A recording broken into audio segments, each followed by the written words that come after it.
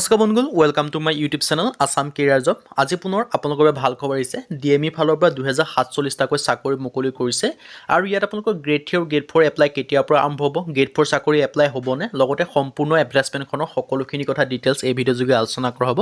চ' যদি আপোনালোকে ভিডিঅ'টো ভাল পায়, ভিডিঅ'টো লাইক কৰিব, লগতে চেনেলটো ছাবস্ক্ৰাইব কৰি দিব পাৰে এনেকুৱা ধৰণৰ ভিডিঅ'সমূহ প্ৰতিদিনে পাই থাকিব বাবে। আৰু আমাৰ হোৱাটছআপ চেনেল লিংক ভিডিঅ' ডেছক্ৰিপশ্যনত দিয়া আছে, তাতো আপোনালোকে জইন বা ফ'ল' কৰি ল'ব পাৰে। তেতিয়া আপোনালোকে ডেইলি জবৰ আপডেটসমূহ পাই থাকিব পাৰে। লগতে যদি আপোনালোকে ভিডিঅ'টো নতুনকৈ আহিছে বা চেনেলটো নতুনকৈ আহিছে, তেতিয়া চেনেলটো ছাবস্ক্ৰাইব কৰি দিয়ক আৰু ভিডিঅ'টো যিমান পাৰে বন্ধুৰ মাজত শ্বেয়াৰ কৰি দিয়ক, যাতে সকলো বন্ধুৱে ডেইলি জবৰ আপডেটসমূহ পাই থাকে। আহক আজি আমি ভিডিঅ'টো আৰম্ভ কৰোঁ। মই ইয়াত পোনপ্ৰথমে আপোনালোকৰ যিখন এডভাৰটাইজমেণ্ট মুকলি হৈছে তাৰ মই সম্পূৰ্ণ ডিটেইলছটো জনাই দিছোঁ। ইয়াত আপোনালোকে দেখিব যে DME ফালৰ পৰা আছাম ৰিক্ৰুইটমেণ্টৰ ফালৰ পৰা 2047টা গ্ৰেড 3 গ্ৰেড 4 চাকৰি মুকলি কৰিছে। ইয়াত মই সম্পূৰ্ণ এডভাৰটাইজমেণ্টখন জনাইছোঁ আৰু লাষ্ট ডেটটো দিয়া আছে 9/12/2024, কিন্তু বৰ্তমানলৈকে আপোনালোকৰ এপ্লাই লিংকটো এক্টিভেট হোৱা নাই। মই হ'লেও আপোনালোকৰ এপ্লাই লিংকটো মই ডেছক্ৰিপশ্যনত দিয়া থাকিব, তাত আপোনালোকে ভিজিট কৰি চাই ল'ব পাৰিব। তাৰ আগতে মই সম্পূৰ্ণ ডিটেইলছটো জনাইছোঁ। ইয়াত গ্ৰেড 4 চাকৰিখিনি এপ্লাই হ'বনে, বা আপোনালোকে গ্ৰেড 3 আৰু গ্ৰেড 4 কোনখিনি পদৰ আবেদন ষ্টাৰ্ট হৈছে, লগতে কেতিয়ালৈ আকৌ, বা যদি গ্ৰেড 4টো হোৱা নাই কেতিয়ালৈ হ'ব পাৰে, এই সকলোখিনি কথা মই ভিডিঅ'টো শেষৰ ফালে জনাই আছোঁ। চ' আপোনালোকে ভিডিঅ'টো অকণো স্কিপ নকৰা, ভিডিঅ'টো শেষলৈকে চাব পাৰে।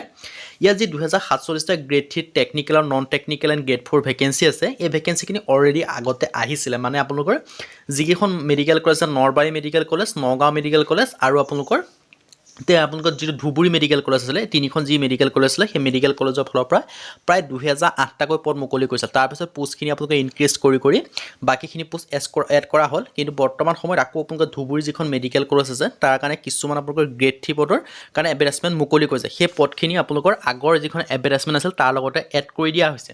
কিন্তু এড কৰি দিয়াৰ পিছত এই ভেকেঞ্চিখিনি যিখিনি আগতে এপ্লাই কৰা নাছিলে, তেওঁলোকে যি এতিয়া গ্ৰেড 4 ভাগকৈ দিয়া আছে, যদি আপোনালোকৰ তাৰ লগত যি কোৱালিফিকেশ্যন মিলিছে, তেতিয়া আপোনালোকে আগতে যদি এপ্লাই কৰা নাছিল, তেতিয়া আপোনালোকে বৰ্তমান এপ্লাই কৰিব পাৰে। যদি আপোনালোকে আগতে এপ্লাই কৰিছিলে সেই গ্ৰেড 3 ছেম কেটেগৰীত, তেতিয়া কিন্তু আপোনালোকে এপ্লাই কৰা প্ৰয়োজন নাই। এতিয়া কোনটো কেটেগৰীৰ কাৰণে কিমান ভেকেঞ্চি আছে, HS পাছৰ কাৰণে কিমান আবেদন কৰিব পাৰিব, 12 পাছৰ কাৰণে কিমানটা ভেকেঞ্চি আছে, মই সকলোখিনি ডিটেইলছ জনাই দিম। চ' আপোনালোকে ভিডিঅ'টো শেষলৈকে চাব পাৰে, বা আপোনালোকৰ কোৱালিফিকেশ্যন যদি মিলিছে আবেদনসমূহ কৰিব পাৰে। কিন্তু গ্ৰেড 4 ভেকেঞ্চিটো যি ইয়াত এড হৈ আছে, সেই গ্ৰেড 4খিনিও এপ্লাই হ'ব নেকি, মই সেইটোও জনাই আছোঁ। লগতে গ্ৰেড 4 যদি হোৱা নাই বা হ'ব, কেতিয়ালৈ হ'ব পাৰে, সেইখিনি মই সম্পূৰ্ণ ডিটেইলছ জনাই দিয়া হ'ব। চ' আপোনালোকে ভিডিঅ'টো শেষলৈকে চাব পাৰে।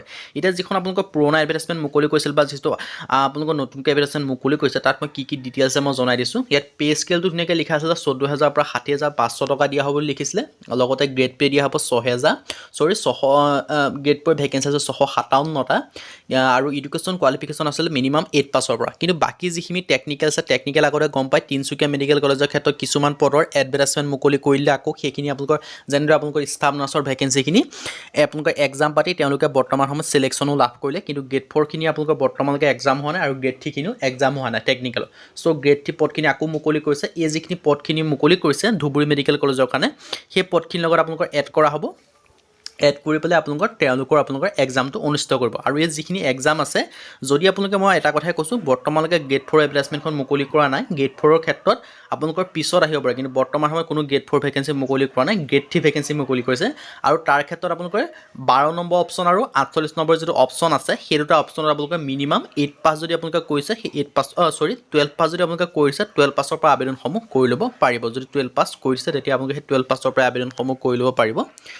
যদি আপোনালোকে ইণ্টাৰেষ্টেড হয়, আবেদনসমূহ কৰি ল'ব পাৰে। যদি আপোনালোকে 12 পাছ কৰিছে, গ্ৰেড 3 যদি আপোনালোকে চাকৰি কৰিব বিচাৰে, গ্ৰেড 3 চাকৰিটো কৰি ল'ব পাৰে। কিন্তু কিছুমান আপোনালোকৰ নিউজ চেনেলটো মই কালি দেখা পাইছোঁ যে তাত আপোনালোকৰ গ্ৰেড 4 চাকৰি আহিছে, টোটেল এনেকৈ দিয়া আছে। কিন্তু এইটো আপোনালোকৰ ফুল্লি ৰিয়েল নহয়। কাৰণ কেলৈ, মানে আপোনালোকৰ গ্ৰেড 4 আহিবলগীয়া আছে, বা গ্ৰেড 4টো আহিছিলে, অলৰেডি আগতে আহিছিলে, কিন্তু তাৰ লগত এই ভেকেঞ্চিকেইটা এডহে কৰিছে যে গ্ৰেড 3 কিছুমান ভেকেঞ্চি এড কৰি দিয়া হৈছে। মানে যিসকলে গ্ৰেড 3 আগতে এপ্লাই কৰিব পৰা নাছিল বা কিবা ক্ষেত্ৰত, এতিয়া তেওঁলোকৰ এটা সুযোগ পাইছে যে গ্ৰেড 3 যদি আপোনালোকে আগতে স্বাস্থ্য বিভাগত আবেদন কৰাইছে, এতিয়া আবেদন কৰিলে আপোনালোকে 2খিনি গ্ৰেড 3 কাৰণে ইলিজিবল হৈ যাব। যে আপোনালোকে আগতে যিখিনি গ্ৰেড 3 লেভেলৰ ভেকেঞ্চি আছিল, যেনেকৈ আপোনালোকে মেডিকেল এটেণ্ডেণ্ট, সেনেকুৱা ধৰণৰ ভেকেঞ্চি যিটো আছিলে, সেই ভেকেঞ্চিটো আপোনালোকে আগতে এপ্লাই কৰা নাছিলে, এতিয়া যি কৰি দিয়ে আপোনালোকে আগতে যিখিনি ভেকেঞ্চি আছে তাৰ লগত যেতিয়া প্লাছ হৈ যাব, তেতিয়া আপোনালোকে 2খিনি ভেকেঞ্চিৰ কাৰণে আপোনালোকে ইলিজিবল হৈ যাব। চ' যদি আপোনালোকে ইণ্টাৰেষ্টেড হয়, আবেদনসমূহ কৰি ল'ব পাৰে। কিন্তু বৰ্তমানলৈকে এপ্লাই যিটো লিংক হয়, সেই লিংকটো এক্টিভেট কৰি দিয়া নাই। 29 তাৰিখৰ পৰা আবেদন ষ্টাৰ্ট হোৱা আছিলে, কিন্তু স্বাস্থ্য বিভাগৰ ফালৰ পৰা লিংকটো এক্টিভেট কৰি দিয়া নাই। হ'লেও মই আপোনালোকৰ যিটো এডভাৰটাইজমেণ্টৰ লিংক হয়, মই সেই লিংকটো ডেছক্ৰিপশ্যনত দিয়া থাকিব, তাত আপোনালোকে ভালদৰে ভিজিট কৰি মেলি চাই মেলি আপোনালোকে আবেদনসমূহ কৰি ল'ব পাৰিব আৰু মই এইখিনি কথাই আছিল যে আপোনালোকে গ্ৰেড 4টো বহুতে দি আছে যে গ্ৰেড 4ৰ আবেদন আছে কিন্তু গ্ৰেড 4ৰ আবেদনটো হোৱা নাই অনলি গ্ৰেড 3 আবেদন হৈছে আৰু গ্ৰেড 3 আকৌ আপোনালোকৰ প্ৰতিটো ক্ষেত্ৰত আপোনালোকৰ বেলেগ বেলেগ ভেকেঞ্চি আছে 20টা 22টা এনেদৰে আপোনালোকে ভেকেঞ্চিখিনি দেখিবলৈ পাব আৰু যদি ইণ্টাৰেষ্টেড হয় আবেদনসমূহ তাতো কৰি ল'ব পাৰিব কোনো কথা নাই 9 ডিচেম্বৰটো লাষ্ট ডেট হয় তাৰ আগতে আপোনালোকে আবেদনসমূহ কৰি ল'ব মই লিংকটো ডেছক্ৰিপশ্যনত দিয়া থাকিব তাৰ পৰা আপোনালোকে ভিজিট কৰি চাই ল'ব যেতিয়া লিংকটো এক্টিভেট হ'ব তেতিয়া আপোনালোকে আবেদনসমূহ কৰি ল'ব পাৰিব আৰু এইখিনি আছিল আৰু কিন্তু গ্ৰেড 4 কিন্তু বৰ্তমানলৈকে এপ্লাই হোৱা নাই বহুতে গ্ৰেড 4 এপ্লাই হৈছে বুলি ভাবি আছে কিন্তু গ্ৰেড 4টো এপ্লাই হোৱা নাই অনলি গ্ৰেড 3 ভেকেঞ্চি এপ্লাই হৈছে আৰু গ্ৰেড 3ত আকৌ কিছুমান যিখিনি ধুবুৰী মেডিকেল কলেজৰ ফালৰ পৰা মুকলি কৰিছে সেইখিনি পদহে এপ্লাই হৈছে আৰু বাকী যদি আপোনালোকে অলৰেডি আগতে এপ্লাই সেইখিনি সেম কেটেগৰীত যদি আবেদন কৰিছে তেতিয়া কৰিব নালাগে যদি আপোনালোকে সেই কেটেগৰী বেলেগ বেলেগ ভেকেঞ্চিত আবেদন কৰিছিল কিন্তু আপোনালোকে গ্ৰেড 3 আবেদন কৰিছিলে কিন্তু সেই ভেকেঞ্চিটা বেলেগ আহিছে তেতিয়া আপোনালোকে আবেদনসমূহ কৰি ল'ব পাৰিব যদি ভিডিঅ'টো ভাল